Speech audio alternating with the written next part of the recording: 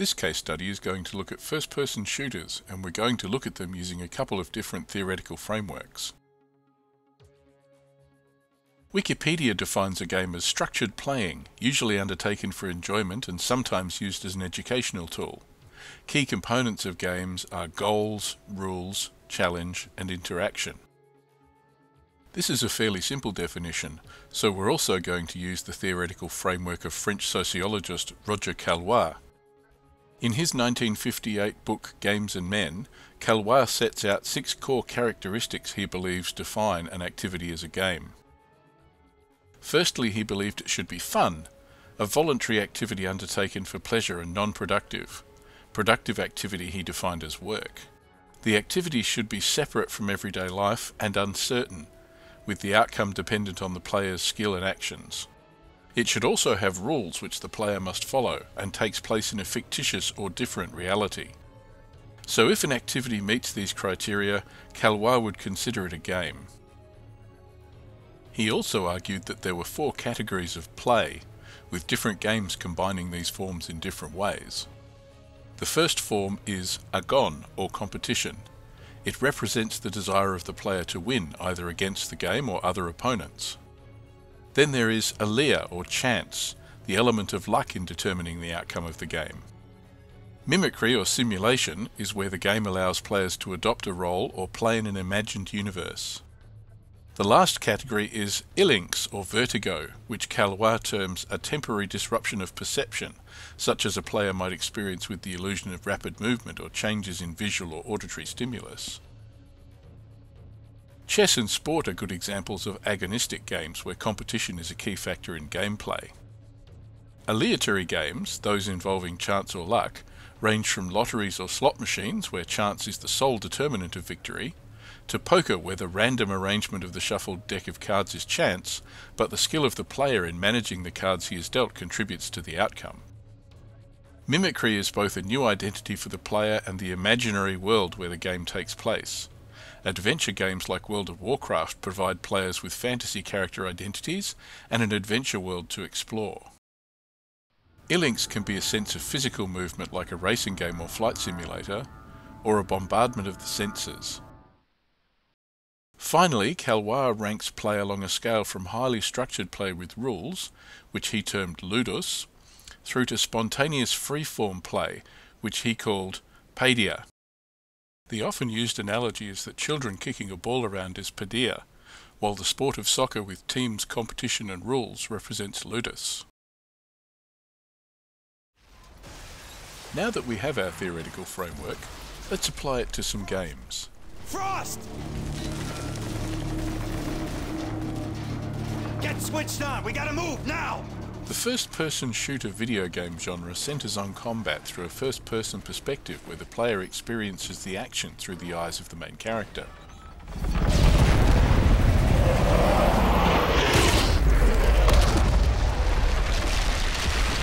Let's see how Caillois' definition of a game stands up against shooter titles. They are voluntary and unproductive. Players play them for the enjoyment of the challenge, and in modern shooters to enjoy the unfolding story. Jammer's 500 meters north! We'll leg it from here, let's go! Shooters involve settings and circumstances beyond the player's everyday life. Doom is set on Mars, and even modern shooters set in real-world locations are in simplified and fictionalized versions of those locations. Player skill is a significant factor in determining the outcome of the game, fulfilling Caillois' criteria for uncertainty. Players choose what weapons and tactics to employ to achieve their mission. Interestingly, while first-person shooters are tactically uncertain, the eventual outcome of the overall story is the same for each player. Shooters also have rules that players must follow. They usually can't progress through the story without achieving certain goals. The Russians are using electronic countermeasures to jam our comms and guidance systems. The primary emission tower is on top of the stock exchange. I need your team to destroy it. The jammer's full spectrum, so until it's down, you'll have no radio contact. I have ground assets to get you close. Over. Copy all. We'll get it done. Player characters can only survive a certain level of damage, so they need to manage their health. In early shooters, health was a scarce commodity which had to be found throughout the level, and health was indicated by a bar or percentage. Modern shooters have largely abandoned this for regenerating health. In Call of Duty, injured players' vision becomes obscured, and they need to take cover to let their health regenerate. Damage is also often used to provide user feedback, with direction of damage indications showing the position of enemies, threats and damage. Information is included in the player view via a heads-up display or HUD. Here the Doom HUD takes up a lot of screen space showing health, weapons, ammunition and other information. In Doom, the Marine's eyes move towards the firing enemies each time he's hit. Modern shooters have streamlined the HUD to show similar information but take up less screen space. In Call of Duty, splashes of red in the player's view show direction of incoming fire. Many first-person shooters require players to manage ammunition, and this information is often included in the HUD. So, let's look at some of the categories of play employed in first-person shooters. Firstly, let's consider Agon, which represents challenge or competition. Shooter single-player campaigns generally allow players to choose their level of difficulty, which generally affects the challenge by changing how much damage enemies inflict or can take, as well as reducing the difficulty of achieving goals. In multiplayer, competition becomes a major focus of the game. The level of challenge represented by enemies is reliant on the skill of the other players, something outside control of the game. In contrast to this high level of Agon, random chance or Alea generally plays a very small part in first-person shooter gameplay. Let's look at mimicry, which is both the character persona the player adopts in the game and the fantasy and world in which the action takes place. Initially, the fantasy worlds of first-person shooters were not very detailed, taking a secondary role to the action. In Doom, you're a Marine on Mars battling demons from hell, but the story is not much more detailed than that. Nor does the gameplay have a more complex story than to clear all the levels in the game.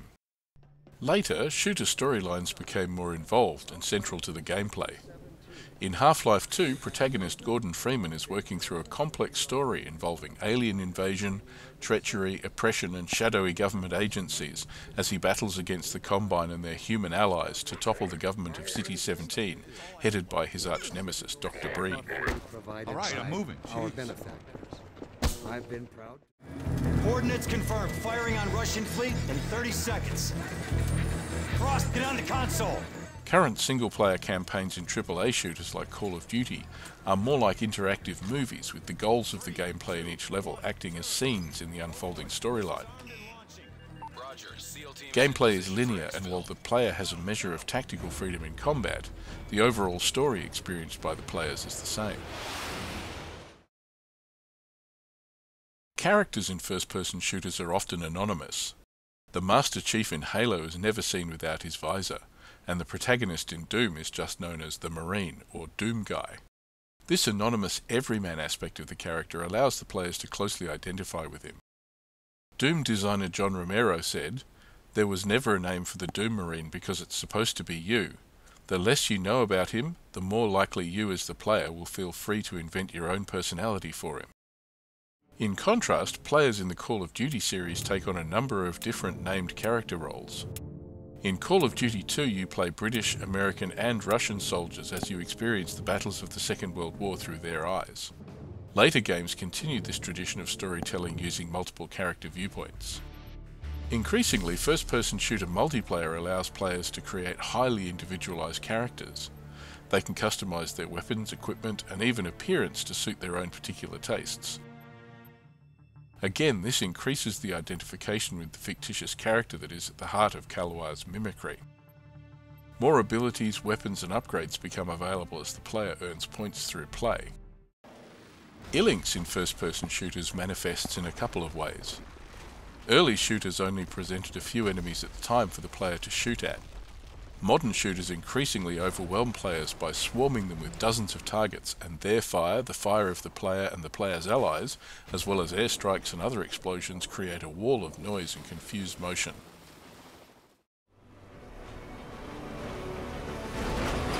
There she is, go, go! Shooters also often include vehicle sections where players move at high speed, usually in a chase or pursuit.